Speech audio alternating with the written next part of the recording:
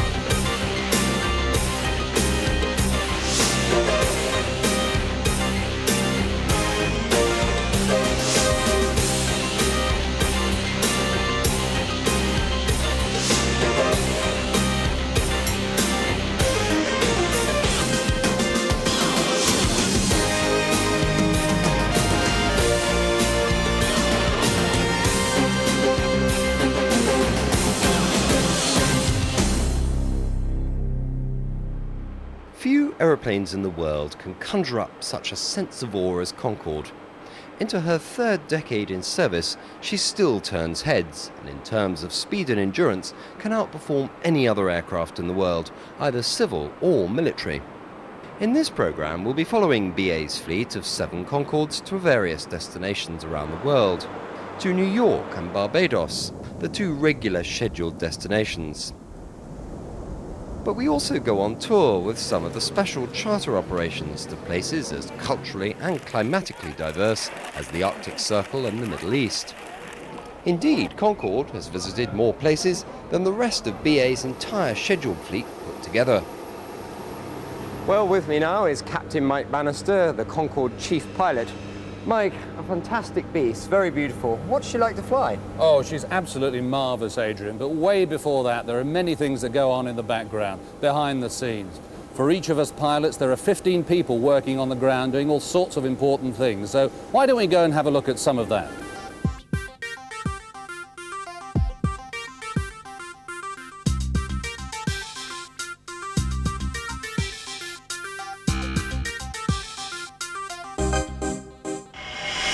So here we are, standing in front of one of the British Airways 7 Concordes, this one GBOAC. Concordes are listed from AA through to AG, or Alpha Alpha to Alpha Golf, and GBOAC, or Alpha Charlie as we call her, is, if you like, the flagship of the flagships because she's got the letters of our forerunner airline BOAC. And I'm standing right next to a spare Olympus 593 engine, a Rolls-Royce Snecma engine. And this is one of the 3 key technical things about this wonderful airplane. There's many people that make her fly and many wonderful technical aspects, but 3 key things that I'd just like to take you through as we prepare for that flight to New York. This is one of them, the Olympus engine, used on many other different things around the world, but this particular version has reheat or afterburner, and we use that for takeoff and acceleration through the sound barrier to take Concorde supersonic. At takeoff, it has 38,000 pounds of thrust, about the same as 6,000 family cars, and can accelerate us from a standstill to 250 miles an hour in around 40 seconds, or, when we're at lightweight, even faster than a Formula One race car. That's the airplane, that's the engine that enables us to get up and away, set off faster even than a subsonic jet on our way towards the point where we start accelerating to supersonic speeds. So right here, just behind Concorde's main wheels, are the engine intakes. That little engine sits behind this enormous intake. There's a pair of engines behind this intake pack here, and these are very special because as we travel along at twice the speed of sound, 1,350 miles an hour, we've got to slow the air down to a mere 500 miles an hour in just 11 feet. That's the speed that the engines can accept that air, and to do that, we move these panels that are marked of danger up above us up and down to create shock waves inside the intake and slow the air down. And the positioning of those panels is absolutely crucial. It's accomplished by computers designed by a British company way back in the 60s. And the computers that were devised to do that were a real breakthrough in aviation. If there's one thing that made Concorde successful, where the American and the Russian versions weren't, it was the computer that positions those intakes, enables us to fly supersonically for up to 3 hours at a stretch. And the third and final really important element is the wing, the very special features on the wing that keep our center of gravity in just the right place. Apart from the ability to store fuel, Concorde's wing is totally different from a conventional airplane, and so are the flying controls. An ordinary aircraft has ailerons, a rudder and elevators. Concorde has a rudder, but the ailerons and the elevator are combined into what we call an elevon to give pitch and roll control. They're right at the back of the wing. They're drooped down right now because there's no power on the airplane. But when she's powered up, they're smooth, flush and in total alignment, streamlining Concorde for high-speed flight. Also, the wing gives us some very interesting shapes, not only for supersonic flight and for the aerodynamics we need, but also to give us the ability to control the balance of Concorde. To keep her in trim, we pump fuel from a tank right at the front of the airplane to a tank right at the back, to balance the movement of lift as we go faster and faster. But the very clever shape of the wing stops that lift moving too much. Without it, we wouldn't be able to balance Concorde and keep her in trim, and we wouldn't be able to fly supersonically. So those are the three things that are really important technically. The three things that enable her to fly day in and day out to New York, just like she's going to do right now.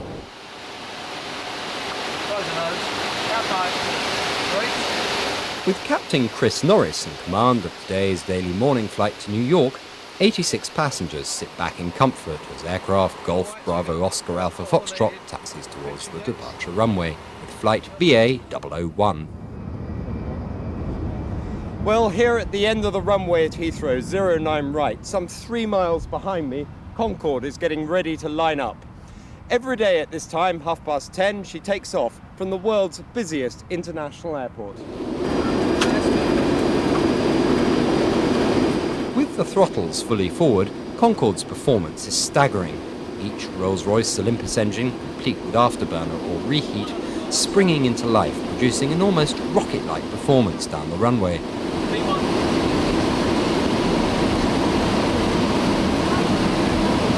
Rotate.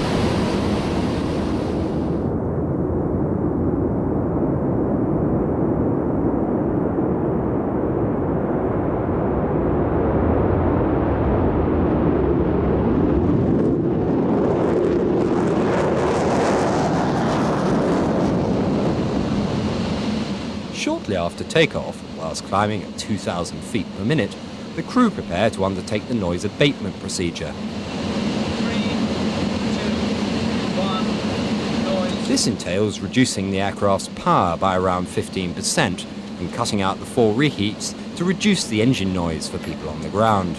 With the reheat cut and the power reduced, it's time to turn Concorde right through 180 degrees so that she heads west towards the Bristol Channel. Hello ladies and gentlemen, Captain Chris Norris, cruising along now 26,000 feet at just under the speed of sound. We're estimating arrival in New York, touching down around 10 minutes past 9, just over 3 hours from now, the time in New York, 6:05. Once clear of the coastline, Captain Chris Norris engages full power by opening the throttles to the maximum position, while flight engineer Derek Jackman applies the reheats in pairs. Firstly, the inboard pair on engines 2 and 3. Followed by the outboard pair on engines 1 and 4. At this point, everybody on board will have noticed 2 slight nudges in the back of their seats as the extra power kicks in, and Concorde edges slowly towards the speed of sound at Mach 1.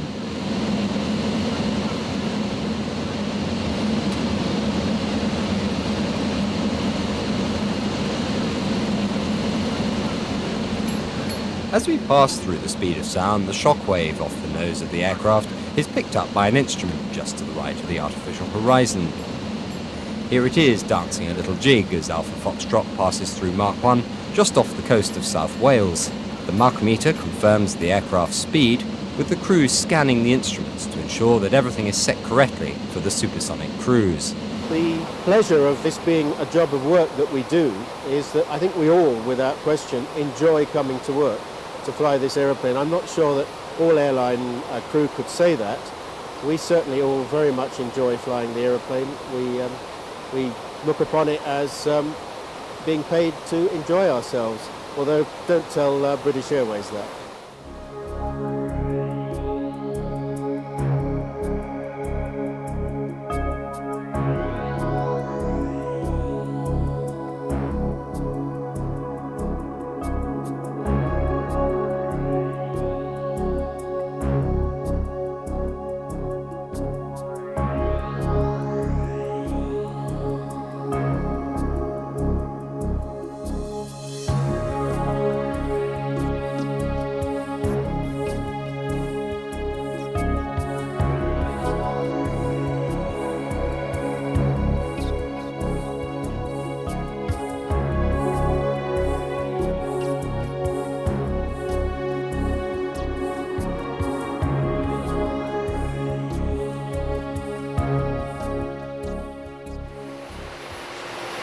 I think that is one of the things about the aeroplane, that it is the only machine in the world where people can travel at this sort of speed, in this sort of comfort. If you travel in a fighter aeroplane at this speed, you'll be sitting in a pressure suit, breathing through an oxygen mask, whereas our passengers sitting back there, drinking champagne, flying at more than twice the speed of other aeroplanes, nearly 2.5 times the speed of other aeroplanes, considerably higher up than other aeroplanes. And it is again unique. It's the only aeroplane capable of such performance. Until recently we weren't quite the highest people on the planet because there was the Mir station which had astronauts up in space. But now that that is no longer there, the people on this aeroplane today are actually the people furthest above the planet, and every time we fly the aeroplane, of course, that is the case. Our position at the moment is that we're at 45 degrees north and 57 degrees west. That means that we are to the south of Newfoundland and Nova Scotia in Canada. We obviously choose a routing that keeps us over the sea because that means we can stay supersonic all the way to our final descent into New York.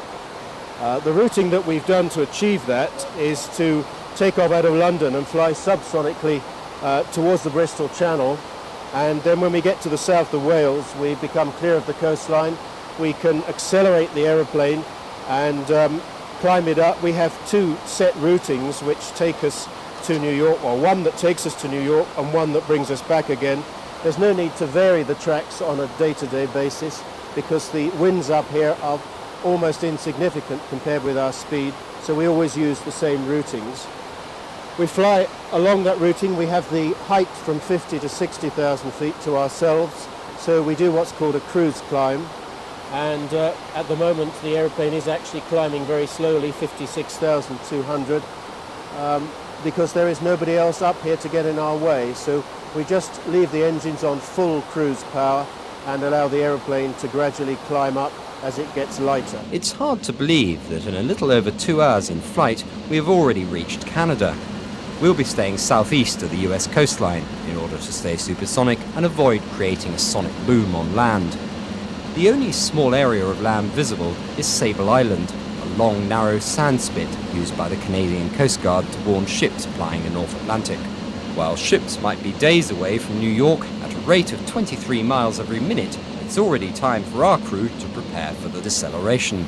The restriction coming into New York is that we have to be subsonic before we cross the coast, but we in fact choose to do a routing that keeps us off the coast right until we get to Kennedy Airport, so we can stay supersonic right up until the point where we have to start slowing down in order to make our landing at Kennedy Airport.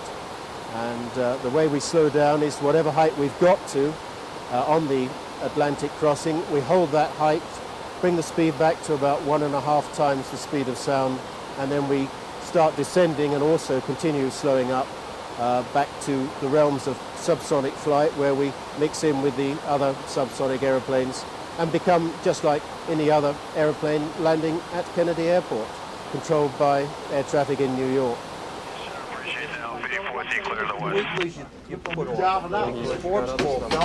As we prepare for our arrival at New York, the controllers have been passed our details by Boston Control, who have tracked us down the northeast US coast.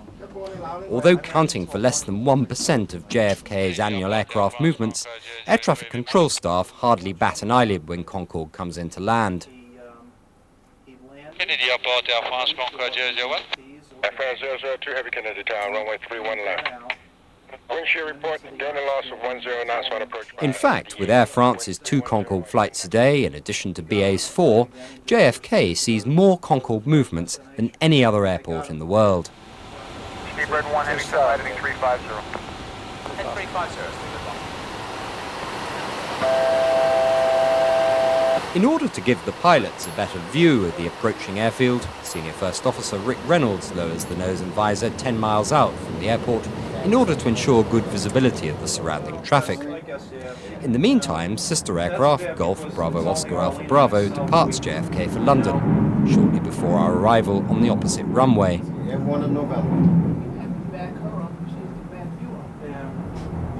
While the tower controllers hands over Alpha Bravo's details to New York departure, who will then give the permission for Alpha Bravo's supersonic acceleration, Chris Norris reduces the power and positions Alpha Foxtrot to the west of the airfield, out over Jamaica Bay, ready for the approach onto runway 13 left.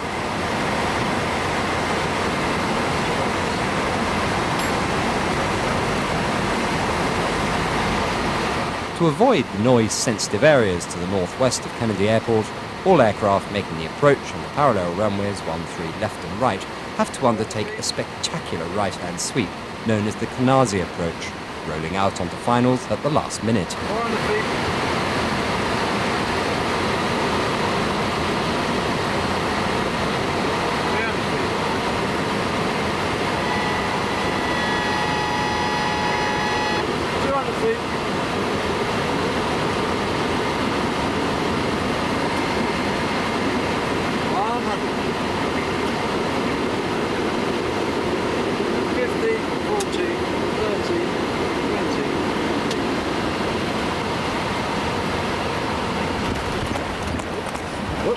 So as we touch down, Chris Norris engages the reverse thrust and applies the brakes, bringing Concorde from a touchdown speed of around 180 miles an hour to a mere walking pace in a matter of around 30 seconds.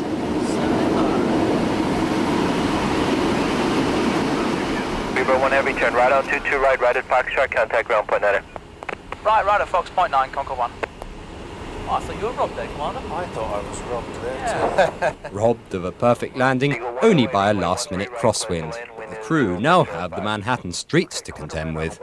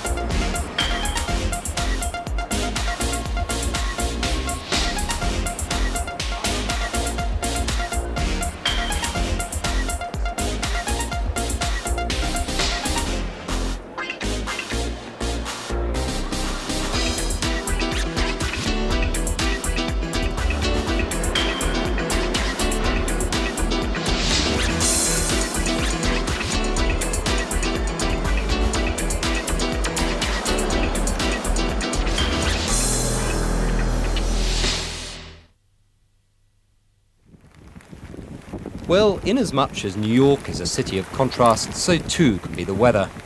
After weeks of sunshine, the next morning brings with it wind and torrential rain, testing conditions for one of Air France's Concordes landing on runway 04 right in near zero visibility after its scheduled morning flight from Paris Charles de Gaulle.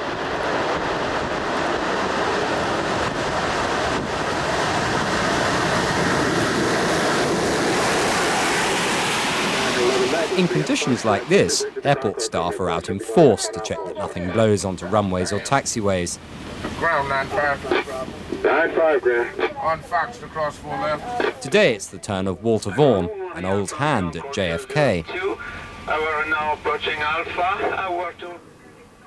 Meanwhile, Captain Ron Weidner and his co-pilot Gary Mitchell checked the impending weather charts at the British Airways Operations Centre at Kennedy Airport.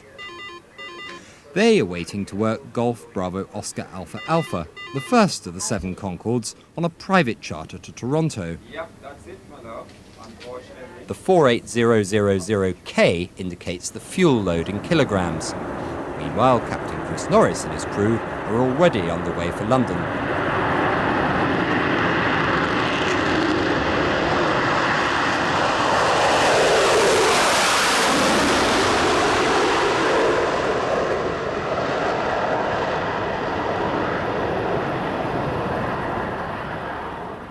That departure from 31 left at New York is spectacular in those conditions, but it's really very, very exciting in any condition. Perhaps the most complicated procedure that any civil aircraft flies as a departure. That's because we want to be good neighbours in New York. New York is the busiest airport for Concorde, and we want to make sure that we're environmentally friendly. And to do that, just as soon as we're airborne, we turn out over Jamaica Bay and we climb up to cross over the bridges there with our power cut back. Put a bit more power on, cross over the Rockaways with the power back again before we start accelerating out towards supersonic speeds. That's not something that ordinary line pilots can do straight away, so they come here to the simulator at Bristol, the manufacturers of the airplane are based here, to learn how to fly that particular procedure. It's part of the conversion course, and we do it regularly on our check routines that every pilot and flight engineer go through every 6 months. So here we are in the simulator, a perfect view of New York. Of course, that's computer generated, but the simulator is identical to the airplane, and we're going to show you just the sort of things we do to be good neighbours at New York. So, get yourself strapped in. Here we are sitting on the end of the runway, maximum takeoff weight of 182 tons, a beautiful day, and we're going to set off for London. But first, the noise abatement procedure. So off come the brakes, 3, 2, 1, now. We open the throttles up, can slam them open, it's just a computer input. The reheats light up, the airplane starts to accelerate. At 182 tons, the acceleration is already better than probably your motor car. We're traveling at 75 miles an hour, starting to increase speed towards the point where we're going to check the engines are functioning correctly. That's 100 knots, power checked. So we continue to go on up towards the speed where we make a decision to commit to the takeoff. That's called V1. Here we are coming up to that speed now, V1, and approaching the speed where we'll rotate the airplane to the climb out attitude. As rotate's called, I pull back on the control column, pitching Concorde up to about 13 degrees. Shortly after that, we're airborne, positive climb, gear up, turn, roll on 25 degrees of bank. You get an excellent view out of the left-hand side of the aircraft right here as we turn out over the Jamaica Bay, sometimes seeing even the little fishing boats. Accelerating up to 250 knots as we approach the noise time. 3, 2, 1, noise, reduce the power and switch off the reheats, cross over the bridge, and there we are, tippy-toeing out of New York, being really friendly and good neighbours. The busiest time of day for flights in and out of JFK is normally in the afternoon and evening. For Concorde, it's in the morning. With over 40 Concorde flights in and out of the airport each week, 28 of those tend to arrive and depart between 8 and 9:30 a.m. Of these, roughly 2/3 of BA aircraft, with the remainder belonging to Air France. At the BA terminal, with champagne on ice, smoked salmon and caviar loaded, the BA 002 is almost ready for our passengers, before being pushed back for the departure to London.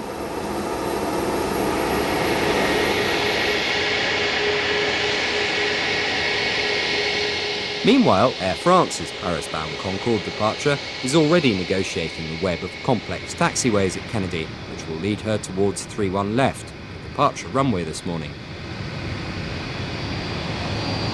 As the number of subsonic flights waiting to depart from runway 04 left increases, thanks to noise restrictions, both the BA and Air France Concordes have been allocated the empty 31 left runway, ensuring a right-time departure when everybody else is having to line up. At last, it's the turn of an American Airlines Boeing 767 departure for London, a journey that will take over 6 hours.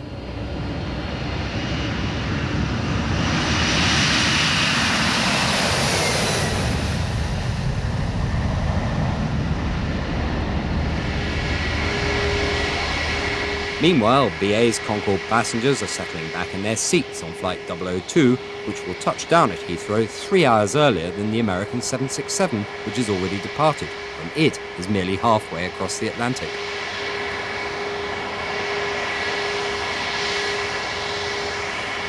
With the nose and visor down, the crew undertake a complex checklist, checking everything from electrical systems to the flying controls.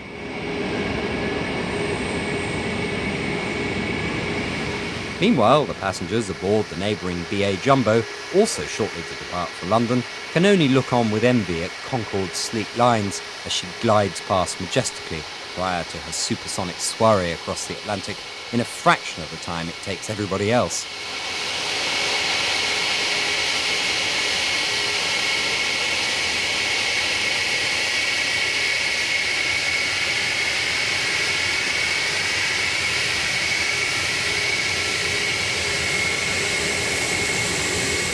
Meanwhile, with 2 departing Concordes to Paris and London getting ready, a third is touching down in the form of Golf Bravo Oscar Alpha Delta on the BA-1 from London, landing just after the inbound Air France 002 from Paris, which she has followed all the way across the Atlantic at Mach 2.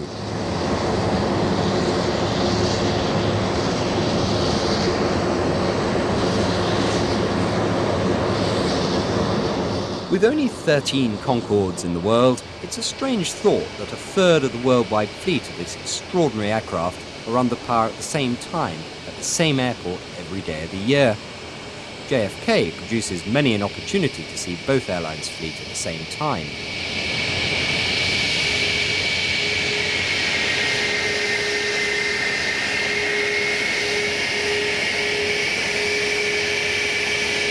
With the prevailing wind from the north, departing traffic is taking off from runway 04 left. Here, Alpha Alpha waits for a departing TWA aircraft to cross its path before controllers temporarily halt the 04 left traffic to let Concorde cross on 31 left.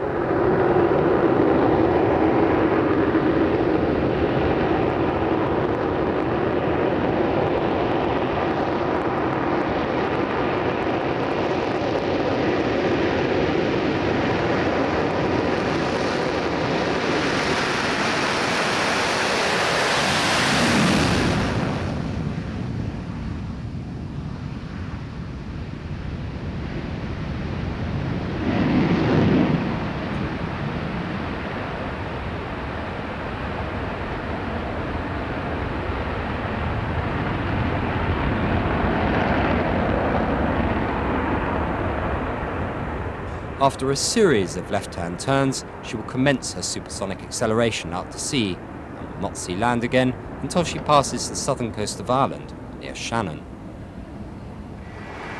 Meanwhile, back in London, sister aircraft Alpha Delta prepares for a special training flight to the southern Irish town. Twice a year, Concorde flies to either Châteauroux in France, or in this case Shannon, for a week of training. With no hostesses on board, senior training captain Les Brodie finds himself in unfamiliar territory in the forward galley, much to the amusement of his colleagues, having been offered either chicken or fish. At the sharp end, the training crew consisting of flight engineer Ian Fellows-Freeman, Captain Jeff Mussett and colleague Andy Barnwell, preparing for this short flight to Shannon.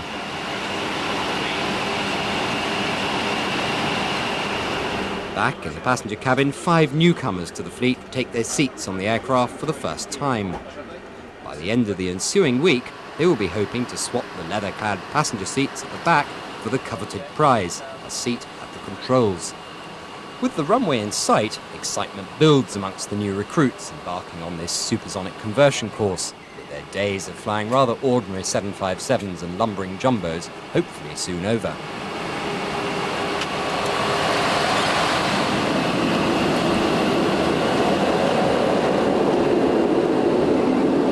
After a sporty lightweight takeoff more akin to a space shuttle at Cape Canaveral than a commercial airliner at Heathrow, the enthusiasm amongst the new recruits resembles a class of overexcited schoolchildren on an end-of-term special outing, rather than a group of highly professional pilots. Keeping the speed back to a leisurely 95% of the speed of sound, it's not long before Alpha Delta enters Irish airspace. It's time for Ian Fellows-Freeman to start balancing the aircraft by pumping fuel from one tank to another. As Andy Barnwell steadily manoeuvres the aircraft down the glide slope, Shannon's ground crew prepare for the imminent arrival of this VIP visitor. 50,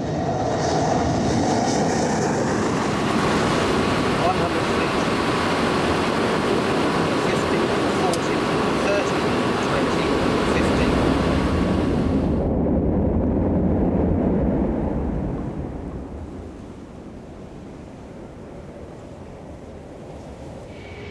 Shannon will be Alpha Delta's home for the next 4 days as the new recruits take to the skies, flying circuits, practicing those all-important landings which can't be simulated to the fidelity required on the simulator in Bristol.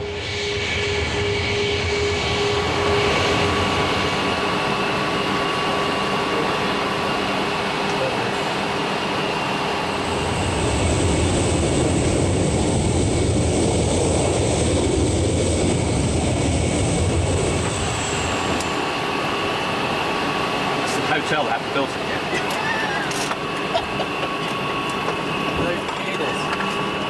yet. They start off in the ground school learning all about the technical systems of the aircraft, which is vital for further understanding for when they get on the simulator. And we're spending time with them down in Bristol, so we get to know them quite well. The thrilling part, of course, is when they actually get onto the aircraft for the first time, which is what we're doing at the moment. We call this base flying, and both the pilots and the flight engineers fly on the aircraft for the first time, but without passengers. And to see their enthusiasm really rubs off on us. So I think we're all pretty excited by the time we get here. It's a moment we've been looking forward to for a very long time. Well, it puts into real life things that you've just been studying in the classroom. You've never sat in the airplane, you've never sat in the seat before, and to look at it and feel at home just reflects how good the course is. You understand the systems, you've flown the simulator, and you sit in the seat, you even know where to go for the seat catches. Feels familiar. But then, of course, when you start the engines and the thing actually gets underway, you get all the senses that you're not used to, the noise and the acceleration that the simulator can't actually show you. The passenger sits there in comfort and is aware, certainly, of the noises on takeoff. I think they still feel that as much as we do. But very soon, as far as they're concerned, it's now an airline, and it's just trotting along, and they're sitting there in comfort, reading the papers. For us, it's a fast jet front and an airliner main cabin. And that's the really unique thing about it. They've made something which is not only fast and powerful and furious, but it's also extremely beautiful to look at as well. I think an image that everybody holds in their minds of Concorde is Concorde on the approach. Great big sort of stick manta sort of image. There's this one coming down with a long nose out at the front, bent down. You hear it going now, it's a tremendous sound.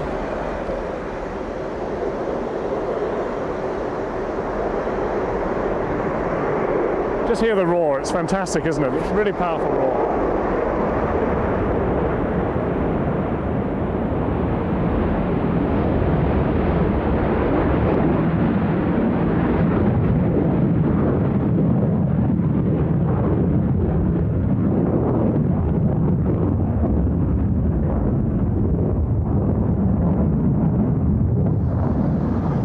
Tremendous sight. Absolutely stunning. I think it's fair to say that we do attract enthusiasts. I think people, they've got to want to fly the aircraft. The course is very long. Regular route destinations are fairly limited, but that doesn't seem to matter if you're enthusiastic, because you basically want to fly the aeroplane. So perhaps it's not everyone's cup of tea, but the nice thing is that we do get people coming on the course who have probably wanted to do it for a long time. And that is a very strong motivational force. And when they actually get on the aircraft, flying regularly, and they've got the confidence, it's probably even outstripped their ideas of what it was going to be like. The first impression is a very valuable moment that I think all of us will cherish. It's fortunately quite a lightweight takeoff, so there's a lot of spare thrust, a lot of excess power, and it certainly accelerates extremely fast, and I'll always be left with that memory of the first takeoff. A lot of vibration, a lot of noise, a lot of very rapid acceleration and very rapid climb, up to 250 knots in a very short space of time. Now, to compare that with military aircraft that I've flown in the past, it's on a par with a lot of them, actually. Yes, if you get a military fast jet at very lightweight, it's probably more sprightly than this, but heavyweight. It's on a par with the Tornadoes and Jaguars and Harriers I've flown in the past. And it reminded me very much of those as well. The vibrations that you get through the airframe, the smell of hot metal which you get from the reheat system, all those things are just like the fast jets that I've flown before. And I really felt at home. I thought, yes, I've come back to a fast jet. Given the enormity of the task ahead of them, these new recruits could be forgiven for missing the beautiful scenery below. Pints at the local and a dinner banquet at the historic 13th century Bunratty Castle will have to wait until the real work is over. Flying Concorde in tight circuits time after time requires skill and immense concentration.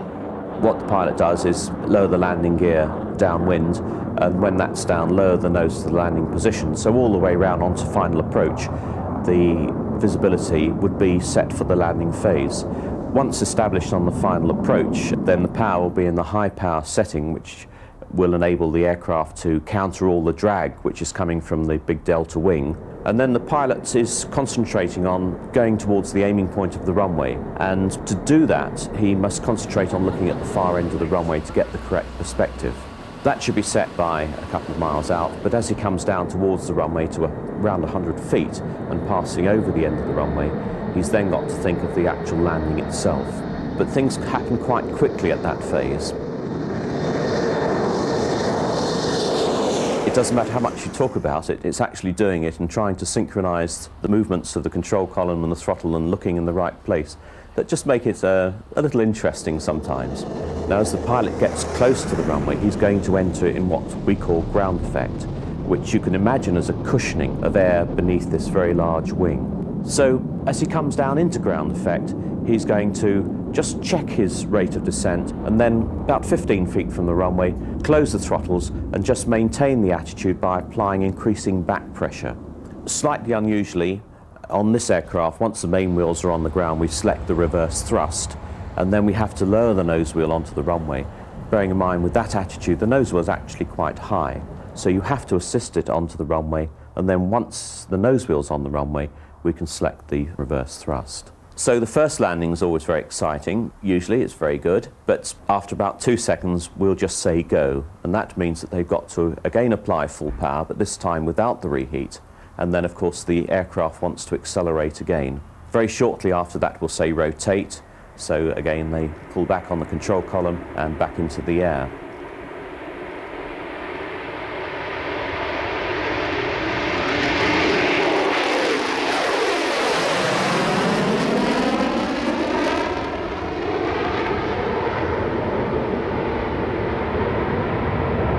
Shannon is well suited to this sort of training. With a long runway, limited housing nearby and lots of spare capacity, the international airport is a favourite for this sort of operation. During this week in August, with up to 40 touch-and-go landings a day, air traffic controllers in the Shannon Tower see more of Concorde than London, Paris and New York all put together. Tracking BA's Alpha Delta on her final approach on radar, as well as out of the window, the controllers must have an unrivalled view.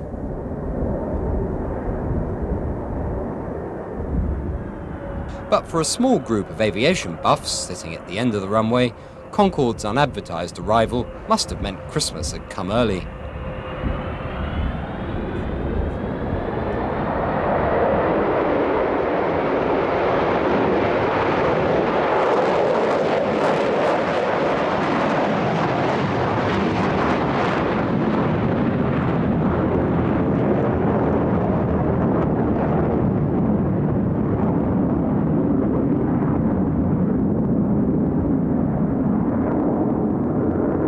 The fact that there are only 7 aeroplanes means that we're a bit like a flying club within the airline, and everybody who goes onto the fleet is very enthusiastic about the aeroplane. You know, elite is not a good word to use, but I think the fact is that you're working with an aeroplane that you love with people who are enthusiastic. It's a great working environment. And it's a very small team, and that is quite unique in a big airline like ours, to be in such a small team.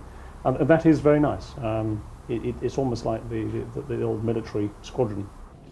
So, after the pilots and flight engineers have finished base training at Shannon, they're 2/3 of the way through their conversion course. Just 2 months to go. Flying the line with real passengers backwards and forwards to New York, our prime destination. The bread and butter, if you like, of Concorde operations. Or should I say the champagne and caviar. That's where they learn the last parts of their training, and then after that, they can fly the line either to New York, to Barbados, or perhaps one of those special flights that takes us to the really exciting places around the world. We've been to 250 destinations all over the globe, 72 of those in the United States and over 20 in the Middle East, including Jeddah, Riyadh, Cairo, Bahrain, but perhaps some of the most exciting are in Jordan. Back in the 1970s, Concorde flew a regular service to Singapore via Bahrain. Today, the aircraft rarely flies to the Middle East except on one of Goodwood Travel's special flights to either Egypt or Jordan. Every autumn, Concorde lands in the southern Jordanian town of Aqaba.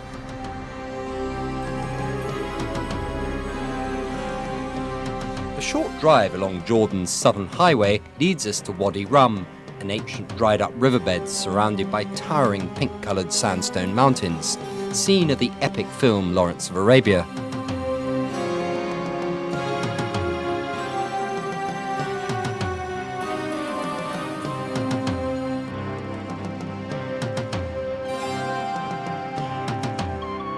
Today, jeeps ply the ancient dirt track through this lunar-like valley, where the views are spectacular just before sunset.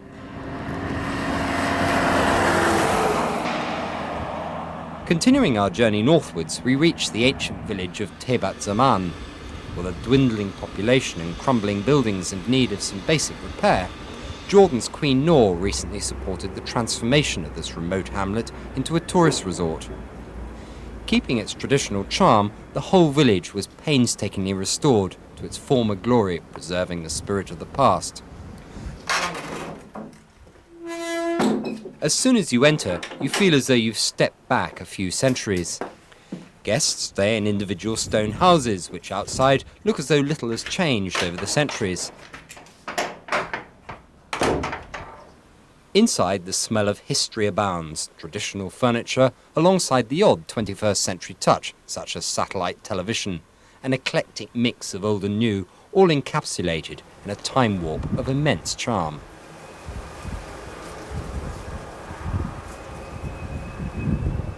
"5 miles down the road, we reach what is undoubtedly the jewel in Jordan's crown, the historic city of Petra.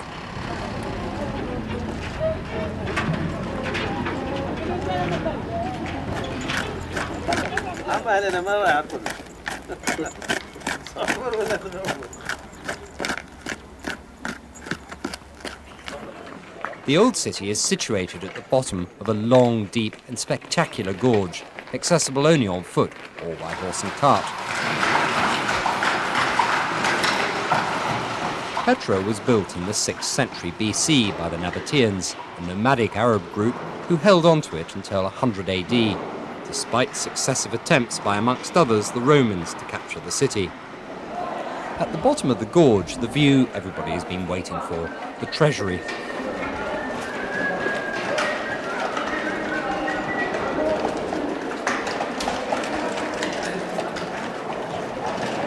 This amazing structure, literally hewn from the rock by the Nabateans in the 1st century BC. Its name, the Treasury, owes more to the fact that later generations, ignorant of its true history, thought that the tomb housed treasures from the ancient pharaohs of Egypt. Its classical style, complete with majestic columns, capitals, and elaborate frieze, owes much to the Nabateans' love of Greek mythology and ancient civilization. First thing in the morning, when the Treasury is in full sunlight, the view is simply breathtaking. By midday, the heat of the sun is too much for even the locals, and so it's time to return to Tebat Zaman.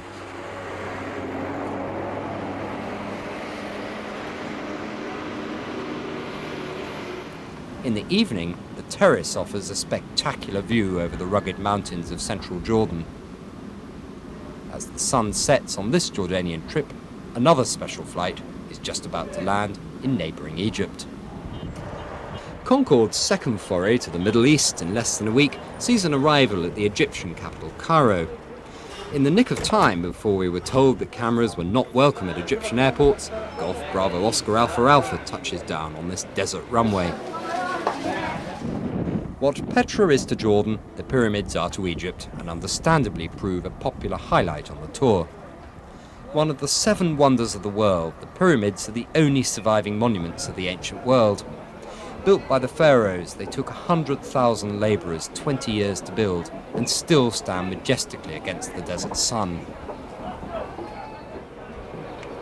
Adding to this incredible spectacle is the Sphinx, standing 66 feet tall and 240 feet long, representing the sun god as he rises at dawn. To add entertainment to this first-hand look at these true wonders of the ancient world, guests swap 4 wheels for 4 legs as they head off across the desert in a long camel train.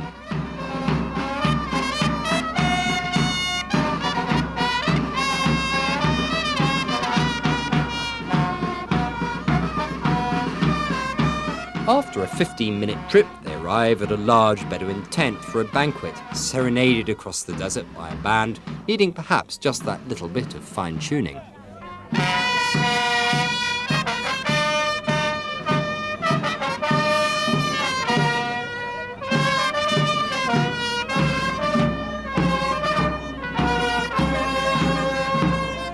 As everyone prepares to enter the huge nomadic tent, entertainment takes the form of the traditional, performed by the contemporary, in a dazzling spectacle heading the afternoon's lineup of entertainment.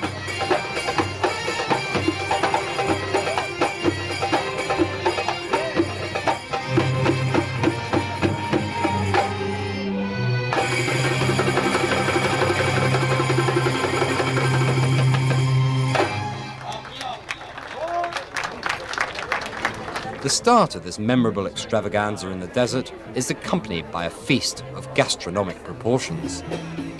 After locally flavoured brass bands, a belly dancer and a huge lunch, it's time for these colourful traditional Egyptian dancers to take their turn. Or is it a spin? Twirling around the nomadic tent like a human spinning top brings to a close a memorable day in the desert in view of one of the world's most spectacular sights.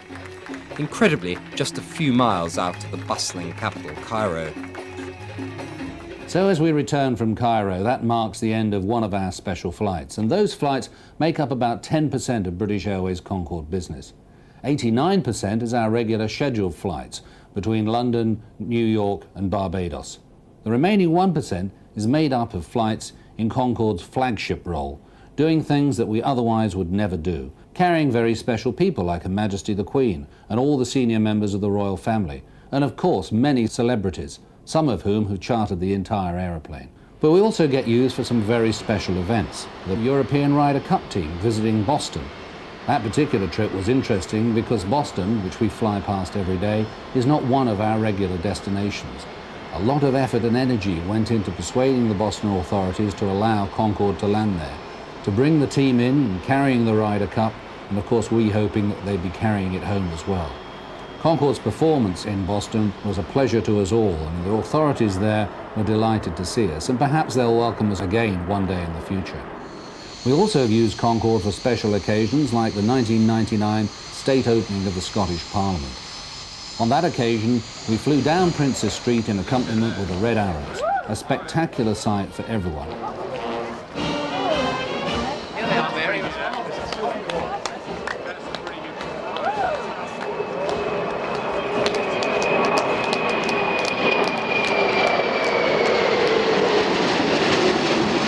Right over the top of the Queen's presentation stand, then on over Glasgow, routing back down over the Forth Bridge and back up towards the north. The second occasion that Concorde had flown in formation with the Red Arrows. These sort of flights are really special, and it's in Concorde's flagship role that perhaps we get the opportunity to show off the aeroplane that we love so much. For many of Concorde's passengers, every flight is a special flight. As winter draws in, the Barbados schedule gets into full swing. Sometimes as many as 3 Concorde services a week link cold winter's Britain with this warm Caribbean island in only 4 hours. Today, the BA-273 is flown by John Tye, whilst acting as his co-pilot, Max Robinson pops back for a chat with the passengers. After the onboard haute cuisine, passengers wait for the opportunity to visit the flight deck. Although officially a scheduled flight, the atmosphere on board could not be further from the rather serious, quiet nature of a New York run, where more mineral water is drunk than champagne. Flying at Mach 2 as we head south towards the tropics and the air warms at lower altitudes, so the reverse happens in the stratosphere, assisting Concorde to increase her rate of climb.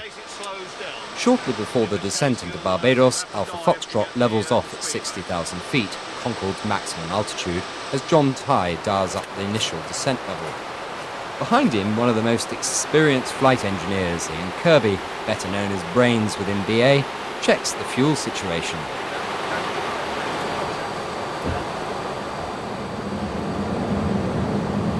After lowering the visor and selecting the nose to its initial landing position during the descent, we pass over the northeast coast of the island. Shortly, Alpha Foxtrot turns south along the west coast, 1,500 feet above the Caribbean Sea, passing the chain of luxury hotels scattered along its popular sandy beaches.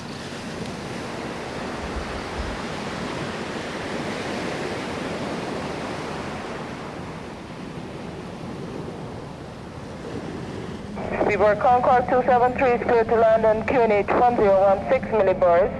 The surface wind is 085 at 2 knots. Speedbird Concorde 273, we're clear to land on runway 09.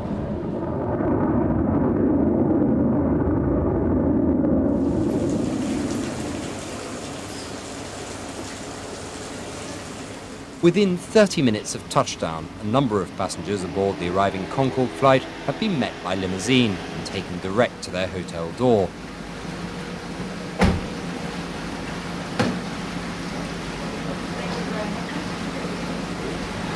The Colony Club is one such hotel capitalising on this market. Its airy, spacious surroundings of outside bars, lush landscape gardens and refreshing pools prove irresistible to today's arriving passengers, for whom many will have treated themselves to a once-in-a-lifetime trip. While it might be tempting to chill out local style under a coconut tree and take advantage of the many relaxing features offered by the vast number of the island's west coast luxury hotels, there is more to Barbados than meets the eye.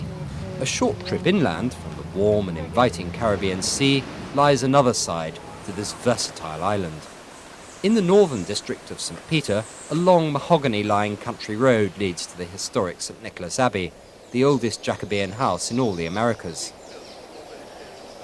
Still inhabited by the same family, this sugarcane estate provides an interesting insight into the Barbados traditional way of life. A drive down the little-frequented Atlantic east coast can be a lot more tranquil with mile upon mile of virtually empty beaches. Whilst in the capital Bridgetown, the laid-back pace of life gears up a notch or two as locals and tourists mingle in the crowded streets. This small city, not much larger than an average British or American country town, is where many Bayesians come to work, trade, or simply to meet friends and while away a few lazy hours. In the afternoon, it seems as though everybody is either socialising or relaxing with a bottle.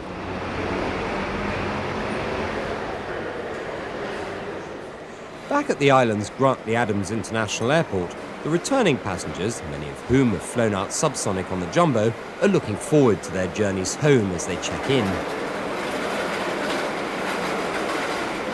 For two of the three flight deck crew, it's all in a day's work. Already today's captain, Roger Mills, is busy checking load sheets and passenger lists in the BA office prior to the 4,000-mile drive home. Outside, it's all action as the catering is loaded at the front and the local BA ground engineers give Alpha Foxtrot the routine once over. With seemingly every possible member of ground staff swarming around the aircraft like bees at a honeypot, at the back, passengers' baggage is being loaded into the hold. Concorde operates at the very limit of its range between Barbados and London, so fuel tanks are fully topped up before departure to reduce the need for a fuel stop. Meanwhile, the cabin crew board to ensure that everything is neat and tidy for the passengers. On the ground, loading all the travellers is not a quick affair, as everybody seems to want to take that souvenir photograph on the tarmac before they take their seats. Seabird Concorde 272, runway new 09, QNH 1015 millibars, temperature 30, the wind is 090 degrees, 10 knots, and the time 27. Roger 1015, and the weather copied, Speedbird 272, just starting engines now. On the flight deck, Captain Roger Mills on the left and Senior First Officer John Tighe make final preparations for the flight back to Heathrow. The departure is from runway 09 in an easterly direction, out towards Barbados' southeast coastline. Concorde 272 is now cleared for takeoff. The wind is 090 degrees, 10 knots. There, you can take off, Concorde 272. 3, 2, 1, now.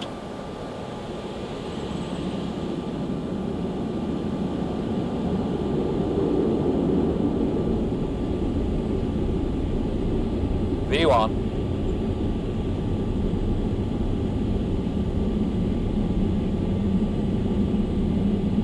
Rotate.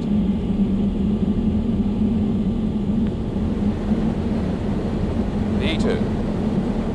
Positive climb. Gear up.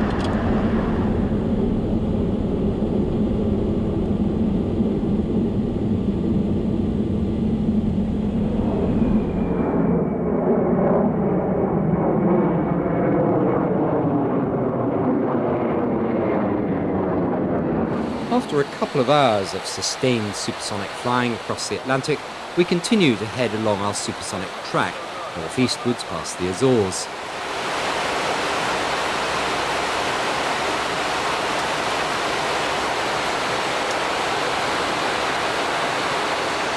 Flying at this height and speed against the sun can cause this dark band seen through the visor at 57,000 feet. It's the reflection of the setting sun against the stratosphere.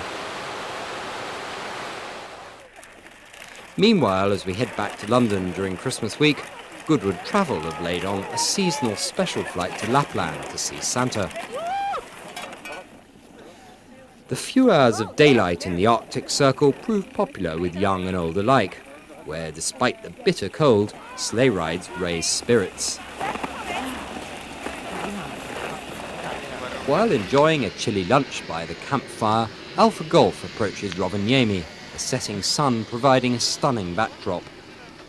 Within a couple of hours, these temporary Arctic explorers will be leaving this dramatic scenery for the return to London. As the temperature drops, flying in and out is not without problems, defrosting Alpha Golf to evicting stowaways who have decided that Concorde is quicker than Rudolph and Sleigh. Okay, everybody, let's go to London. Go for it. Meanwhile, Alpha Foxtrot from Barbados is almost on home ground as she turns right over the River Thames on a dark, cold December evening.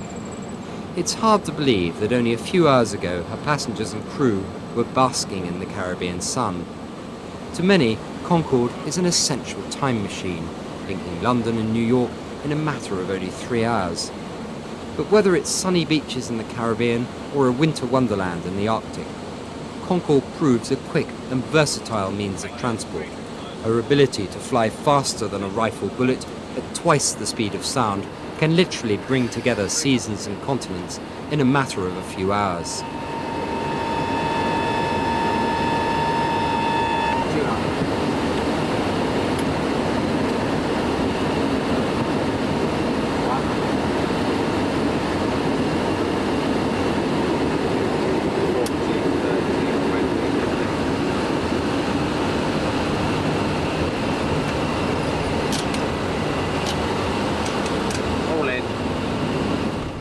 As we touch down on this cold winter's evening, for most of the passengers, this once-in-a-lifetime experience will be truly unforgettable.